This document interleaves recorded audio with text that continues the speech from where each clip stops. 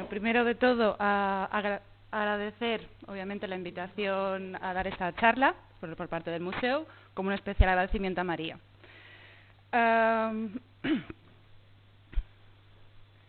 Bueno, la siguiente charla la he estructurado más o menos en 3 apartados. Uno dedicado sobre todo un poco a explicar y en qué consiste ese tipo de estudios, los estudios de canteras del material pétreo. Otra segunda parte que es un poco más dedicada a las técnicas de extracción de la piedra marés, como su corte, separación, transporte y acabado de las piezas. Y por último acabar con los resultados obtenidos a través de la beca de investigación realizada en el noroeste de Formentera.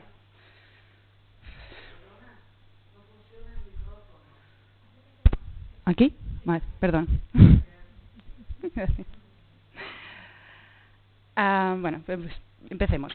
A través del registro histórico, tanto podemos ver el uso de la piedra marés, como podemos ver en las siguientes imágenes, tanto desde el uso de la antigüedad, como presente estos usos de bétilos en la antigüedad, o de un uso funerario, como son estos sarcófagos, o lápidas funerarias, en diferentes épocas, tanto en su uso, como hemos dicho, tanto religioso o funerario, como su uso en las construcciones de las murallas, en defensivo o en la arquitectura urbana. Como podemos ver, también su uso es prolongado en el tiempo, desde la antigüedad hasta prácticamente en la época moderna. Ahora bien, ¿de dónde procede todo este material? ¿Qué factores determinaron su uso? ¿Qué criterios optaron para la elección de ese tipo de piedras? ¿Cuál fue su proceso de extracción y elaboración? ¿Cómo se organizaban los labores de extracción y manufacturación de la piedra, así como su transporte? Estas preguntas nos ayudan a contestar en los estudios de canteras. Asimismo, este tipo de estudios se trata de vincular la obra acabada, en este caso, por ejemplo, una escultura, como su lugar de origen.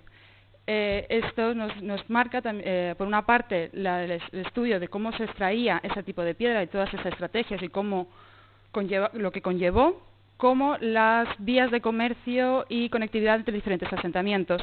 Por ejemplo, esta escultura de Diana Cazadora, que se halló en un yacimiento llamado Itálica, que se encuentra en Sevilla, cuyos estudios petrográficos determinaron que se trata de mármol de Paros, de Grecia. Por lo tanto, no solo nos da un conocimiento del lugar de origen, sino su línea de transporte, lo que significó, sobre todo en la antigüedad, transportar ese tipo de elementos, como también su representación a nivel ideológica de un momento en concreto. Vale, como es el caso de época romana, este uso de mármoles tan prestigiosos y tan caros de transportar, lo que conllevó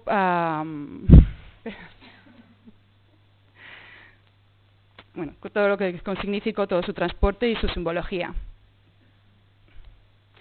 Bueno, pensando un poco en la charla, me viene en mente esta imagen, que son las esculturas inacabadas de Miguel Ángel, Los Esclavos, que un poco unifican la idea de este concepto de la obra acabada con su lugar de origen, el bloque de piedra en este caso, al cual en las esculturas de Miguel Ángel están más que estudiadas y sabemos perfectamente cuál fue su material utilizado, es decir, que son las canteras de Carrara en Italia.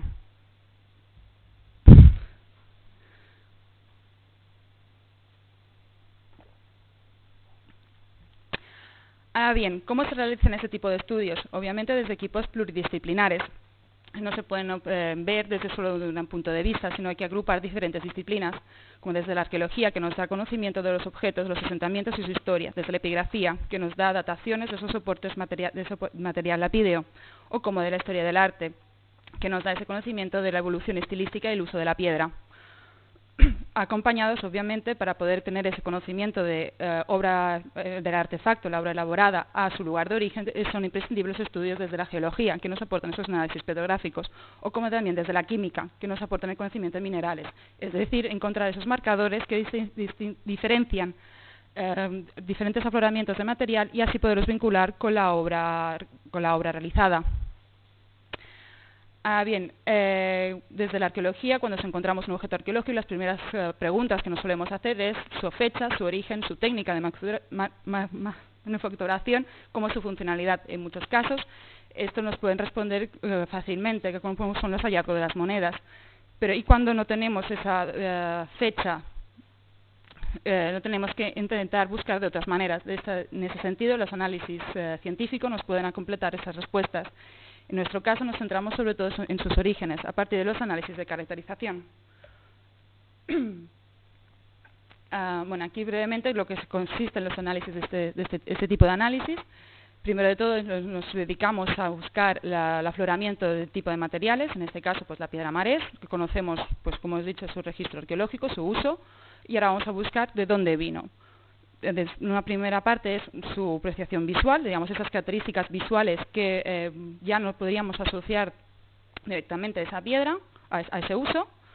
Una vez detectados, los pasamos a lo que son el microscopio, en este caso aquí, que nos ofrece una visión más detallada de sus componentes, que nos permiten seleccionar esas partes que podemos ver, posibles marcadores que las puedan identificar, que ya una vez acabada esta primera fase pasa a lo que son lo que se conocen como las láminas delgadas, que se trata de la extracción de una muy fina lámina del bloque, bueno, de la piedra, que pasa a, bueno, es una preparación con resinas y demás, y pasa obviamente por un microscopio de luz polarizada, que nos permite ver, digamos, sus entrañas, un poco, ¿no? Ese conocimiento de esos marcadores que componen la piedra. En este caso es una muestra realizada por el equipo de investigación dirigido por González Vidiascusa de las Piedras de Punta Pedrera, con el objetivo de vincularlo con el yacimiento de Camblay, al que aprovechamos su imagen, donde podemos ver, en este caso, pues los fósiles de los que lo componen. En este caso podemos ver cómo son fósiles de algas, como fósiles de bioclastos, lo que son seres vivos marinos que han quedado fosilizados en esa piedra. Ahora bien, por lo que se respecta, esta metodología la vamos a aplicar en el conocimiento de las canteras de Ibiza y Formentera. A través de la documentación histórica tenemos constancia de una ciudad antigua, construida, como nos puede relatar Diodoro de Sicilia, de que tenía unos grandes puertos importantes y considerables paramentos, de murallas y gran número de casas bien aparejadas. Ahora bien, ¿cómo construyeron todo esto? Vamos a buscar sus canteras. En ese apartado nos dedicamos sobre todo en la piedra marés, que se puede documentar sobre todo en el litoral de las islas, como podemos ver, en diferentes canteras, aunque nosotros en esa charla nos centraremos en las canteras que se hallan en el Parque Natural de Ses Salines, desde Punta Pedrera, abarca un poco una visión entre Ses Palmador, Silla Negra y Punta de Ses Portes. Como hemos dicho, tenemos ese conocimiento a través del registro histórico y vamos a intentar vincularlo con las canteras. Ahora ya paso un poco al segundo apartado, que es cómo se extrajo esta piedra. A grandes rasgos se puede dividir en dos grupos, los que conocemos como a cielo abierto o en galería, que es una extracción subterránea. En primer lugar, una vez obtenida la idea o ese proyecto de construcción, tanto fines urbanísticos como pueden ser artísticos o simbólicos o funerarios, la captación del material es algo fundamental, ese recurso de materia prima con la que vamos a elaborar. Ese primer proceso se dedica sobre todo en manos de los canteros, que realizan diferentes prospecciones en áreas que ellos consideran oportuno poder extraer, realizan diferentes catas hasta elegir el lugar idóneo. En este proceso, primero de todo, se inicia con la extracción de lo que es la cubierta de cantera, que es esa parte que puede estar más alterada por los agentes atmosféricos, como es una piedra más meteorizada. Posteriormente empezaría su proceso de extracción. Como os he dicho, podría ser tanto a cielo abierto, como su nombre indica, se realiza al aire libre, o a través de subterráneos creando túneles. Para explicar este apartado, utilizaré un poco el escenario de las canteras de Punta Pedrera, en el cual podemos identificar todos estos procesos. Una vez es eso delimitado el área de extracción, eliminada la primera capa vegetal, el cantero pasa a delimitar lo que son el bloque a extraer mediante unas trazas con una herramienta punzante que les ayuda a delimitar la pieza que se va a extraer del frente de cantera. Seguidamente se procede a la ejecución de unas zanjas en paralelo que delimitan las dos caras del sillar y finalmente las caras laterales, despejando así el sillar en todos sus cuatro lados. Una vez acabado este proceso, viene la parte más crítica, la extracción, la separación del bloque de su matriz. Para este paso se realizaba una pequeña arista en el frente y unas pequeñas concavidades, que son cuñas, donde se ponían unas láminas. En el caso del marés, lo que nos dice la tradición un poco oral, se utilizaban unas láminas metálicas, conocidas como llanes. Llanes, que haciendo palanca ofrecía la separación. Por lo tanto, es un momento muy crítico, ya que un mal gesto, una mala actuación de este proceso podría conllevar la pérdida de todo el trabajo realizado, provocando la ruptura del bloque. Como hemos dicho, las canteras de Punta Pedra nos ofrecen un gran escenario para poder entender todos esos procesos, como podemos ver en esta imagen, en este proceso inacabado de extracción, donde vemos obviamente la delimitación de las líneas a extraer, como el inicio de esas zanjas que se realizarán, que como he comentado, este proceso se utilizaba sobre todo lo que es un pico que se llama, cuyo nombre puede ser un pico o una escoda, que son tipos utilizados para este tipo de trabajos, y también el uso de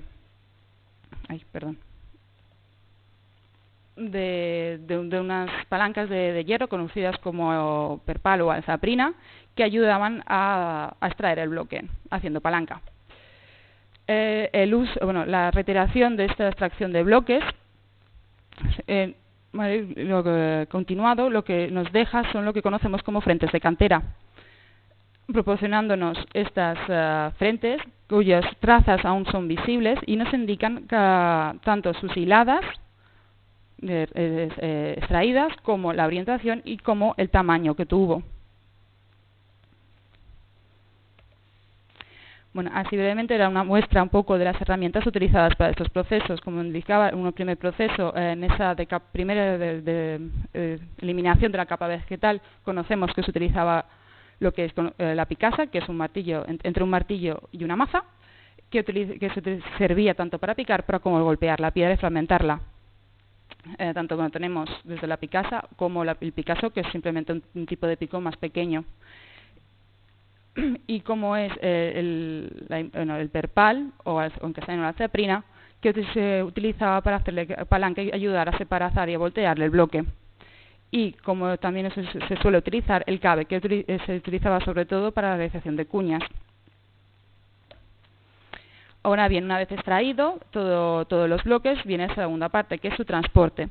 ¿Cómo se realizaba sin herramientas mecánicas? Pues por una parte se podía transportar obviamente con la tracción animal a través de sistemas de poleas, cargarlos en estos carros, o si no podía, en sitios donde no podía acceder los animales, se utilizaba un sistema de cuerdas y con trineos. Por otro lado, una vía más predilecta para el transporte de materiales, ya que ofrece más facilidades y más economía, es la vía marítima, que aquí en las islas probablemente sea la más utilizada. Y ahora viene después una pequeña explicación de estos apartados. Pasaremos a la exposición de los resultados del proyecto de investigación realizado en Formentera. Proyecto que ha sido realizado gracias a la beca de investigación, como la colaboración directa del Instituto Catalán de Arqueología Clásica y su vinculación con el proyecto I+D, que he conocido ahora mismo con Sulmare, con las siglas Sulmare. Y sobre todo también de agradecer a la compañía Nautilus Transmapping, con quien ha colaborado con los transportes entre islas para la realización de las campañas arqueológicas.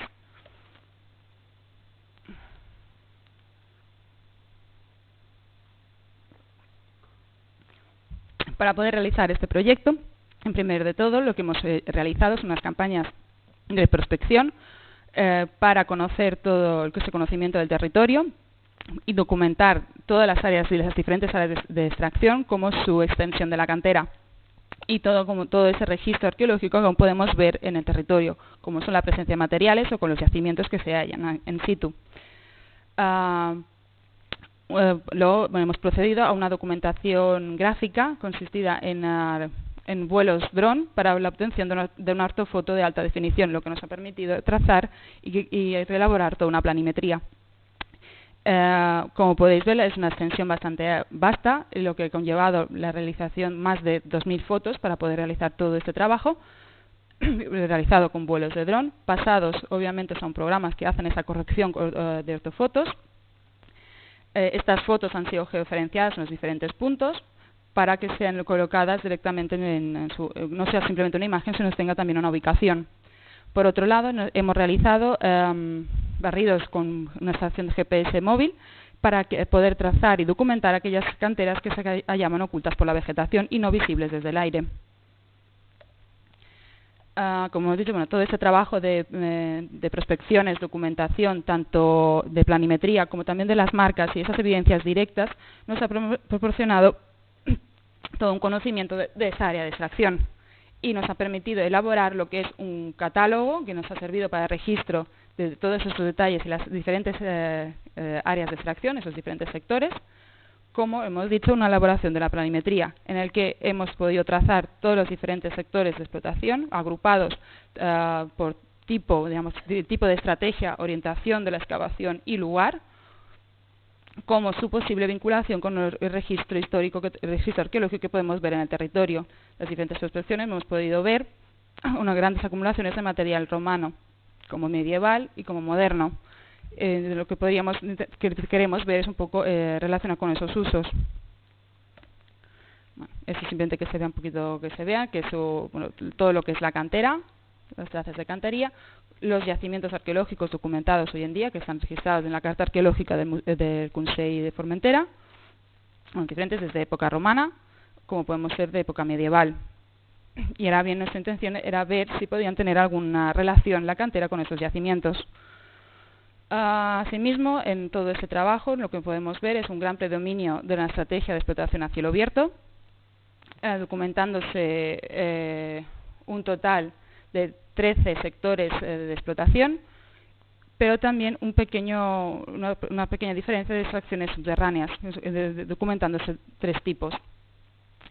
También lo que podemos ver es que se trata de un área de explotación solo de la piedra marés. Esto lo vemos perfectamente en los litorales, donde la frente de cantera se acaba cuando se acaba la piedra marés y por lo tanto es una explotación única de este tipo de piedra. Como lo podemos ver, las explotaciones se acaban justo cuando se acaba el sustrato de marés. No hay una explotación ni de otro tipo de piedras, que pueden ser los conglomerados o otros tipos que se encuentran en la base. Desde un punto de vista geológico, el marés se trata de una piedra que pertenece al Cuaternario, en concreto al Pleistoceno superior, es decir, tuvo una formación de hace 128.000 años aproximadamente. Se trata de un tipo de piedra de origen eólico, es decir, se trata de dunas fosilizadas que tiene un origen en el fondo marino. Esto lo vemos también a simple vista con la presencia de estos pequeños fósiles de conchas, de caracolas o de concha, lo que conocemos como fragmentos de bioclastos. Y como lo que podemos ver más en detalle en sus láminas delgada.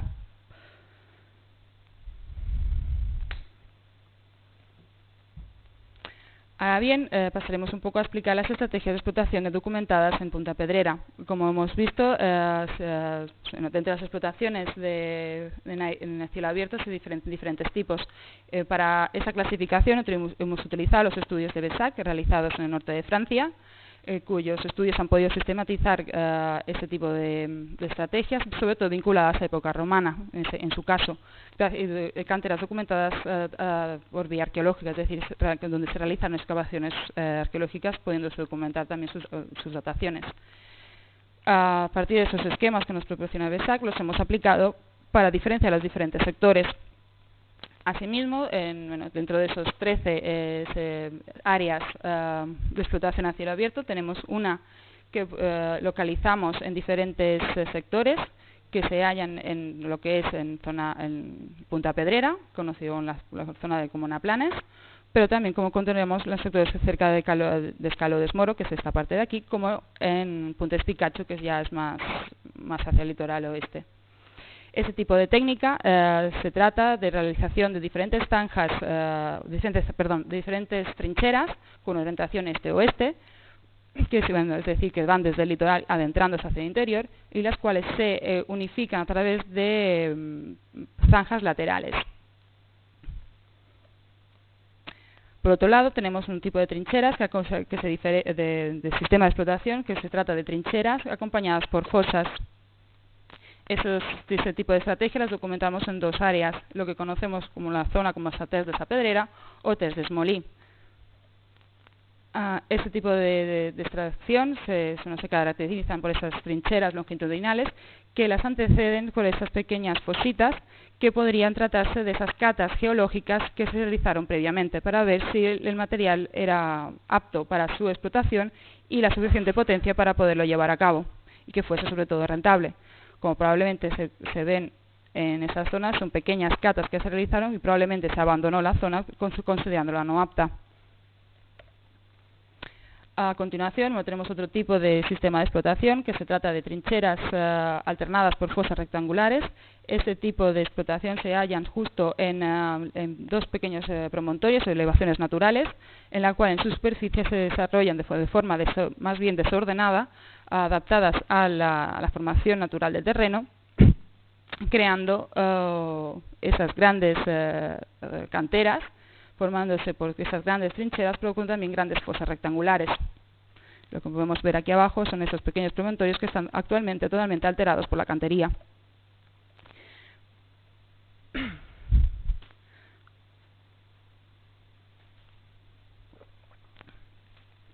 Por otro lado, también en el lateral que conocemos como Racó Desbank, tenemos otro tipo de estrategia que se diferencia de las demás por tratarse de trincheras longitudinales, pero que se ramifican entre sí, entremezclándose unas con otras.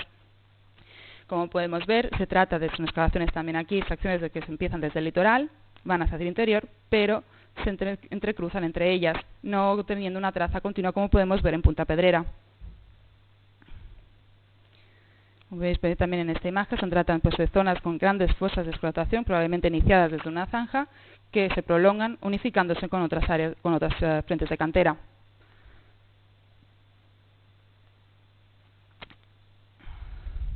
Y por último, dentro de esas tipologías, tenemos una última, que son pequeñas fosas dispersas en el terreno, que se ubican tanto en el lateral noroeste de Punta Pedrera como en la zona próxima de Punta Desbank.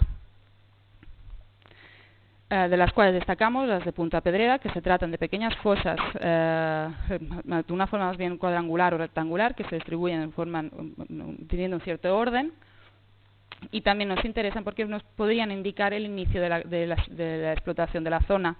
Da la sensación de su lectura arqueológica de las trazas y demás, aparentemente ahora nos da la sensación que podría ser su inicio, y que las explotaciones fuesen prolongándose hacia lo que es todo el sector de Naplanes, llegando hasta el Calo de Esmoro, de la cual destacamos, sobre todo es una peculiaridad de una de las canteras, por la presencia de una ancla de piedra que aún conserva en su interior.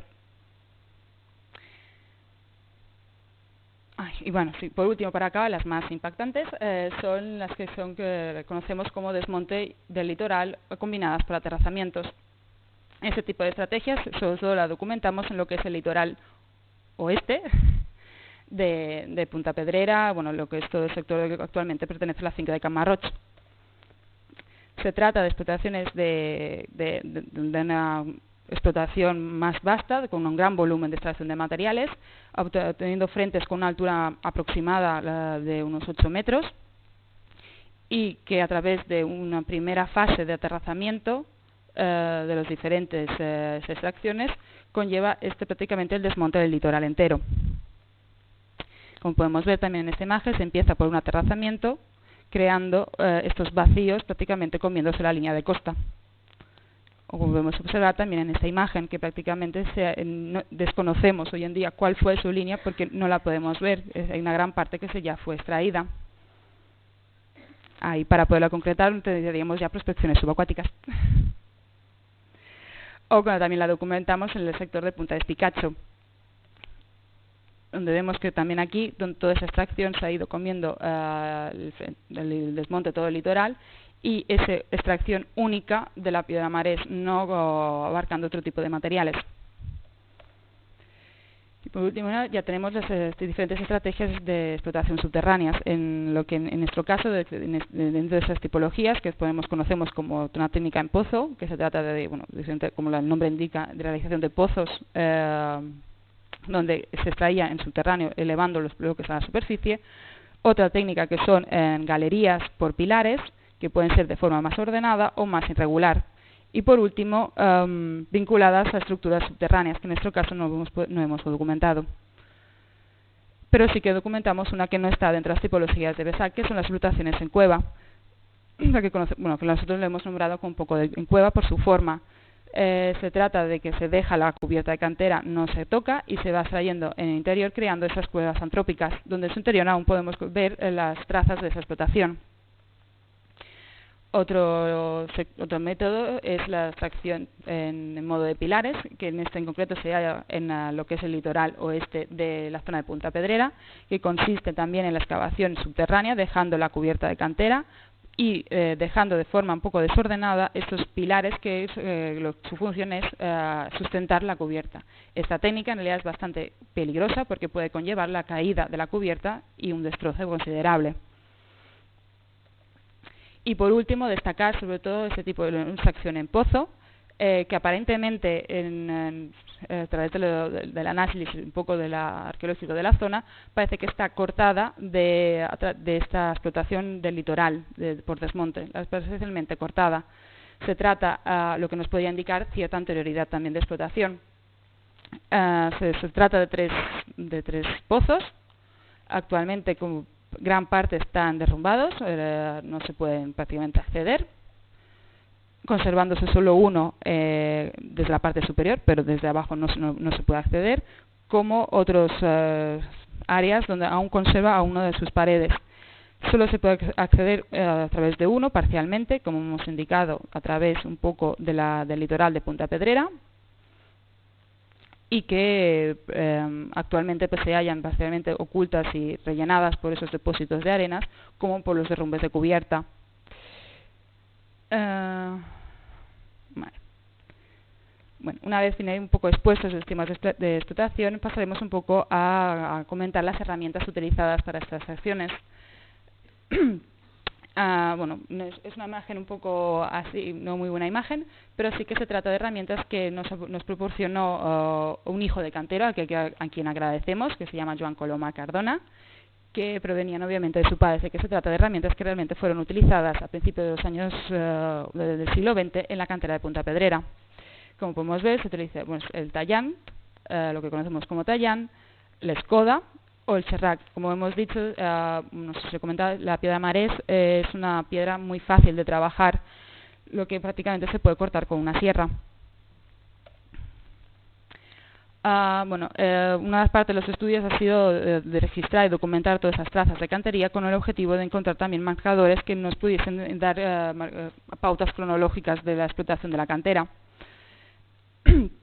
Con diferentes estudios de BESAC, como sí que se podía documentar diferentes trazas de picos de época antigua, nosotros lo que hemos intentado es comparar sus trazas con las que hallamos en el litoral noroeste de Formentera. En este caso, lo que hemos podido documentar sí que es el uso de lo que es la escoda, pero bueno, se trata de un pico común, lo que no determina que sea una explotación romana.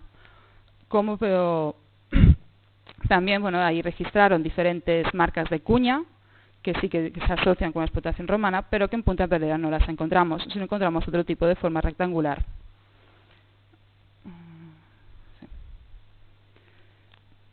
Estas trazas las podemos documentar en lo que son los frentes de cantera y las herramientas en concreto en la base de las zanjas de explotación, como también los diferentes tipos de cuñas, como os comentaba, se alejan de lo que es lo que hoy conocemos como topología romana, o diferentes herramientas como puede ser el uso de la sierra. Por otro lado, las paredes también nos hablan y nos indican un poco el procedimiento que se llevó la excavación, la extracción de la piedra. Esas trazas que vemos en longitudinal nos marcan obviamente la línea que siguió el cantero para extraerlas, como también las diferentes tongadas o diferentes hiladas que se extrayeron. En ese sentido, mayoritariamente en toda la que es la extensión de Punta Pedreras se documentan dos tipos principales, que son estas trazas longitudinales, un poco en diagonal, o de forma más aleatoria y dispersa, las cuales queremos destacar las encontradas en las excavaciones en pozo, que son ese tipo de trazas más en espiga o curvadas, que sí, por con un análisis comparativo con otras canteras que sí que se han podido documentar de origen romano, como son, aparte las de Francia, o se han encontrado en Tarragona, como es las canteras del Médul, que sí que a través de excavaciones arqueológicas y estudios petrográficos están vinculados con las murallas romanas de Tarragona, o como pueden ser las canteras romanas de Cartagena, donde sí que se ven este tipo de trazas. Sí que nos podría indicar cierta antigüedad el hecho de que está cortada por una explotación que podríamos relacionar un poco más reciente y por ese tipo de uso de herramientas.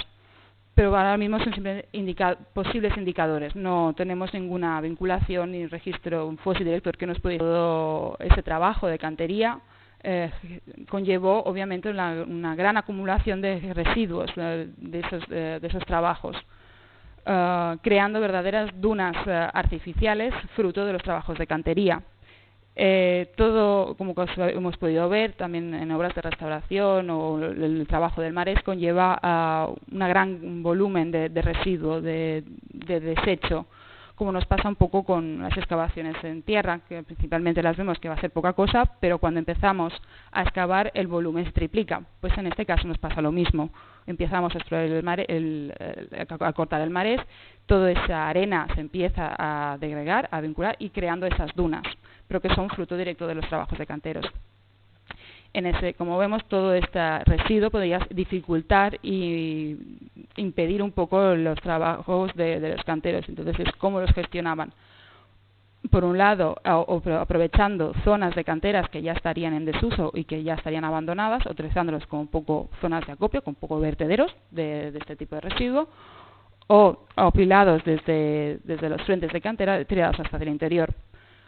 Una característica que tiene un poco la zona de Punta Pedrera es también la localización de diferentes muros un poco en piedra seca, digamos ese depósito formado de losas fragmentadas de marés que se hallan en los frentes de cantera, que podían ser como esos muretes de contención que evitase que todo ese desecho de cantería provocado a lo mejor por una cantera paralela pudiese caernos dentro y ocultando el interior de la cantera. Pero también nos encontramos como pequeños depósitos dentro de las canteras de esos fragmentos de marés, que a lo mejor no pueden ser utilizados para la construcción porque se rompieron o porque están un poco de peores calidades, pero que sí que podrían tener un poco un uso secundario, como un poco pues de rellenos de mampostería o lo que se extrae, lo que es la arena de marés, utilizada mucho como árido en diferentes morteros. Por otro lado, un poco hablar de cómo se transportó este material. El archiduque Luis Salvador nos cita en sus viajes de que en la isla de Formentera comunicaba con la isla de Ibiza a través de lo que conocemos como yacht de traffic, de un yacht de transporte, que consideramos que podrían ser también, con un poco también los testigos de los hijos de cantera nos han comentado, que se utilizaba para transportar la piedra de Punta Pedra hasta Ibiza. Se trata de un yacht muy parecido al yacht tradicional, pero un poco más grande para poder poner en su interior toda esa carga de marés. ¿De dónde se transportaban? ¿Cuáles eran los lugares donde podían esos puntos de carga? Pues pueden ser, como hemos dicho, es una zona prácticamente en el litoral, por lo tanto la vía marítima es bastante viable y sobre todo más económica que la vía terrestre. En ese sentido, pues sí que se documentan una especie de planicies en la zona de Punta Pedrera, conocida como Escalo de Esmoro, que también la tradición oral nos indica que allí se cargaba material. Como ven, son como planicies justo al lado del mar, lo que podría indicarnos de que se cargaran desde aquí, como puede ser el embarcadero de Sbank, que también a través de la tradición un poco oral nos dicen que desde aquí partían barcos de yacht de traffic hasta Ibiza, y que utilizaban estas instalaciones como lugares de descanso también un poco de los trabajadores. O también destacar lo que es la punta de Espicacho, donde vemos estos pequeños canales que son obra de la acción humana. En sus frentes se ven marcas de extracción, creando estos canalillos o estos canales donde probablemente propiciaría la ubicación del yaúd y evitando un poco el movimiento de las aguas a través de los vientos. Como pues se ve tanto en este lado como en este lado. Esta parte de aquí está totalmente llena de marcas de cantería. Por otro lado, obviamente, tendría una distribución por vía terrestre conectada para el interior de la isla. Esto lo vemos documentado en la cartografía de los años 40, que nos ve todos estos antiguos caminos que vemos que están directamente conectados con las canteras y que probablemente llevaran el material hacia el interior, como podría ser San Francisco. Por otro lado, también es indicativo y nos podría indicar a nivel cronológico también esa vinculación con la finca Camarroch, que en este plano se situaría aquí, ubicándose un poco en el centro de esta red viaria. Por lo tanto, podríamos asociar en gran parte que las explotaciones de Punta de Pedrera tengan, o por lo menos parte de su historia, vinculada a la historia de la familia de Camarroch. Bueno, esa es una pequeña imagen de este camino de aquí, donde aún podemos ver lo que son las huellas de los carros, las trazas de las ruedas. Por otro lado, pasaremos un poco a explicar los posibles usos de esa cantera. Por un lado, podríamos remontar los inicios de explotación desde época romana, como lo atestigua la presencia de del yacimiento de Punta Pedrera, donde podemos ver hoy en día in situ esos sillares elaborados en marés, lo que probablemente provengan de la zona de Punta Pedrera. El romano era muy práctico y no se alejaría mucho para obtener una piedra de las mismas características. Por otro lado, también lo podemos vincular con la construcción de la Torre de Sagavina del siglo XVIII. El estudio, observando los paramentos, vemos utilizado un tipo de piedra conglomerado que se asocia a lo que conocemos hoy en día como los bloques tsunamis a través de los estudios de Xavier Munà. Y por lo tanto, si estaban utilizando este tipo de piedra, lo vemos aquí, el marés probablemente provenga también de sus proximidades, como probablemente sea el sector de Punta de Raco de Sbank.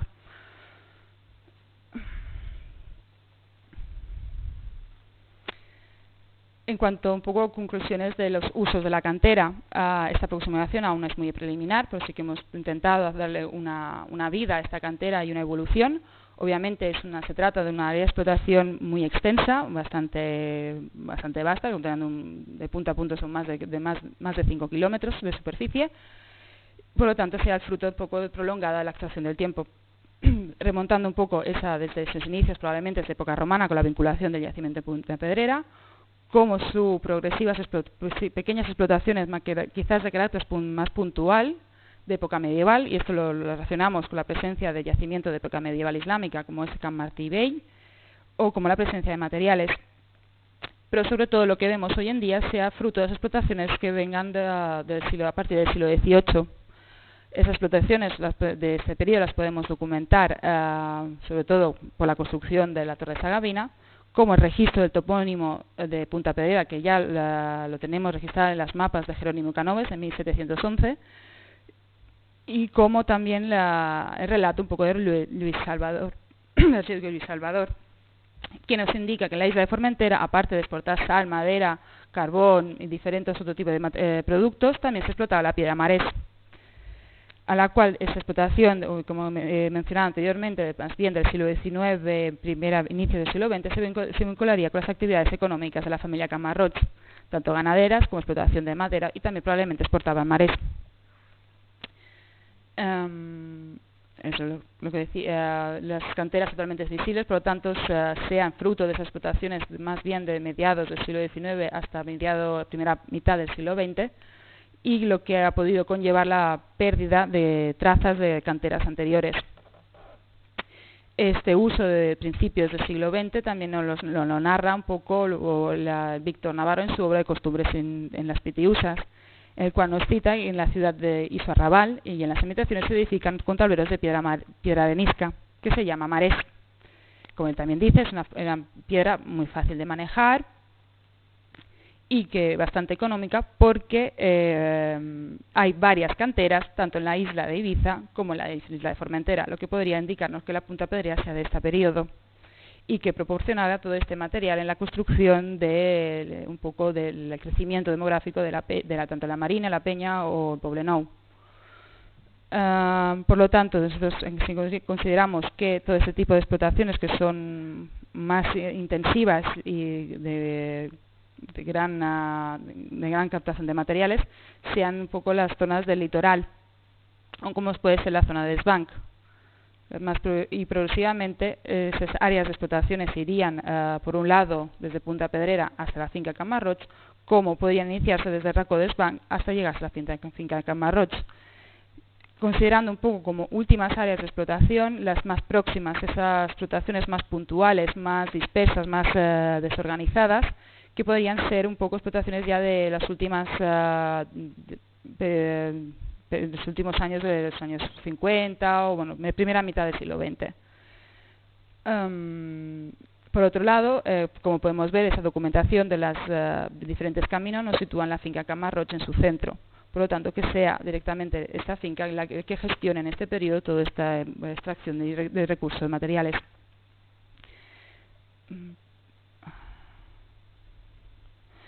Ahora bien,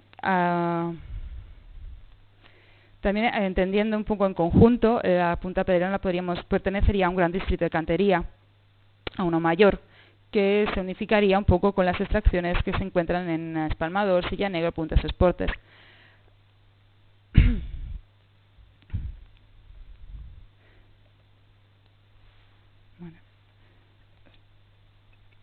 Bueno, no dispongo de foto, pero sí que se hallan en el extremo justo próximo a esta torreta de diferentes trazas de explotación del material, probablemente que sean utilizadas para la construcción de esa torreta, como puede ser también, por otro lado, las canteras de Silla Negra, que a través de la documentación histórica las tenemos vinculadas con la construcción de las murallas de Ibiza. La documentación histórica de los procesos de trabajo nos citan un poco que en el 1556 el maestro de obra Antonio Llame nos informa que los turcos cautivaron a los que quebraban piedra-mares en la Isla Negra. Esto nos da una fecha de una explotación de estas islas llevada para la construcción de las murallas. Como otra documentación de que en 1552 para los baluartes y la muralla se debe construir y se tiene que cortar la piedra de Illa Negra de Esportes, lo que podríamos también vincular un poco las canteras de Sesalinas, la zona de Puntas Esportes. En ese sentido, tanto Silla Negra como Puntas Esportes sí que las podríamos vincular directamente a explotaciones de época renacentista, en tanto la construcción de las murallas como de las casas que se hallan en el casco histórico. Hoy en día podemos ver aún las trazas de esa explotación, lo que sí también son diferentes a las que encontramos en Punta Pedrera. Aquí no encontramos grandes trincheras ni grandes desmontes, sino se trata de más bien una explotación en pequeñas fosas rectangulares. Viéndolas un poco este conjunto, que se encuentran diferentes trazas de herramientas y demás. Viendo un poco este conjunto, sí que también nos da esa idea un poco que las canteras de Punta Pedrera sean más tardías, que se empezaran las explotaciones desde Puntas Esportes y se prolongaran hasta Punta Pedrera, teniendo una cronología, como hemos dicho antes, un poco más tardía en comparación con las de Salinas. Y que las Salinas estén vinculadas sobre todo a la construcción más bien de las murallas, como en la urbanización y esa edificación civil que podemos ver hoy en día en su interior. Bueno, las obras tanto de Calvi como del proyecto de Fratín, por otro lado, también teniendo un estudio más detallado de la piedra marés en las murallas, visualmente podemos diferenciar diferentes tipos, lo que nos sugiere el uso de más de una cantera a la vez. Sí que tenemos documentado a través del registro histórico que la Silla Negra proporcionó material para esta construcción, pero como vemos son pequeñas islas, no pudieron proporcionar todo el material para la construcción de las murallas, lo que nos sugiere que probablemente sea parte de las canteras de Puntas Esportes como de otros lugares, como podría venir también de Punta Pedra de Calador, de lo que hoy en día conocemos como Atlantis. Y por último, para acabar, ya es un poco de revalorizar un poco de ese trabajo de cantería, hoy en día prácticamente en vías de extinción, reducido en gran parte a trabajos de restauración o trabajos bastante de cierta élite. Hoy en día costearse una construcción en piedra los costes son bastante elevados, por lo tanto todo ese trabajo se va perdiendo. un tipo de trabajo que tenemos registrado a través también de los relieves, un poco de la historia que nos documentamos a través de la historia del arte, donde se representan el trabajo de esos canteros, como su también valorización, que en este caso está representado en uno de los capiteles del claustro de la Catedral de Girona en época medieval, o como lo podemos también ver representado en diferentes miniaturas de época medieval, de época moderna. Y que hoy en día todo ese trabajo, todo ese esfuerzo nos da un conocimiento y un resultado, dejando una huella de un esfuerzo y de unas necesidades de una sociedad en concreto, y por tanto sus usos.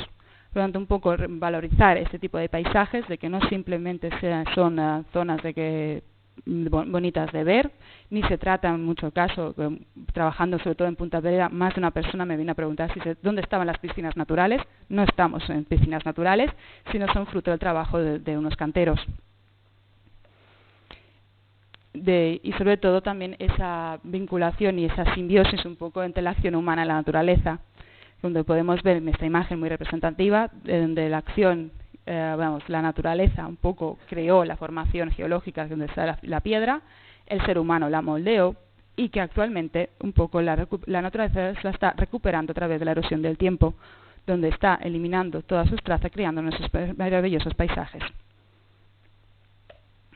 O también creando hasta el punto de vista casi artístico, con eso podemos ver como especie de paisajes escultóricos. Y muchas gracias por vuestra atención.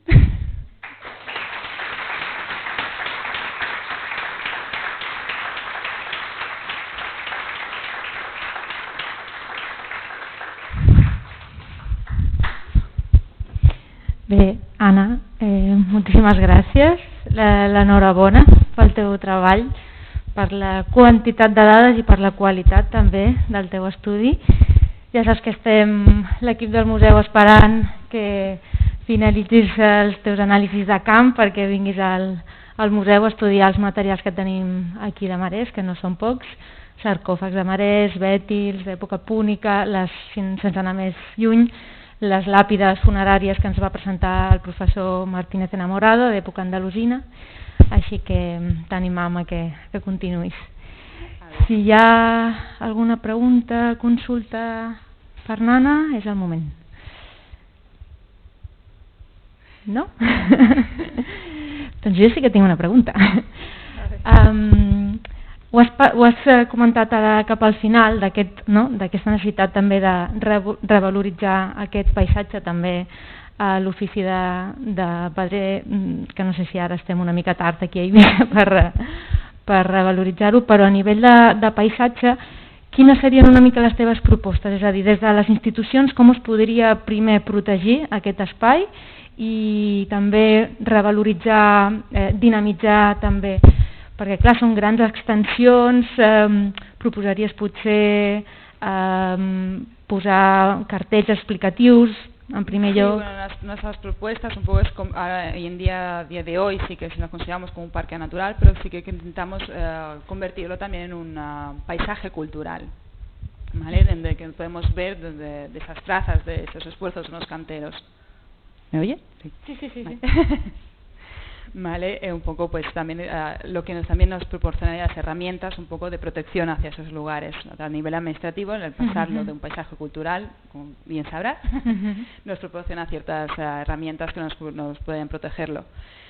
No queremos delimitar ni mucho menos su paso y su visita, pero quizás sí que campañas un poco de concienciación, como sean itinerarios concisos para poder pasar en esas canteras, de que no puedan ir por donde sea. Paseando por Punta Pedrera he visto más de una vez como la gente va con sus bicis y con sus motos pasándose por encima. Sí que está bien que se utilicen los escenarios culturales también para esas actividades un poco más deportivas, pero que sí quizás se delimiten unas zonas de uso y que no puedan pasarse por encima de todo, porque tanto se están destruyendo en gran parte zonas de cantería, pero también pasan por encima de yacimientos como es el Punta Pedrera. Entonces sí que desde las administraciones un poco un llamamiento a una protección y una delimitación de esas zonas.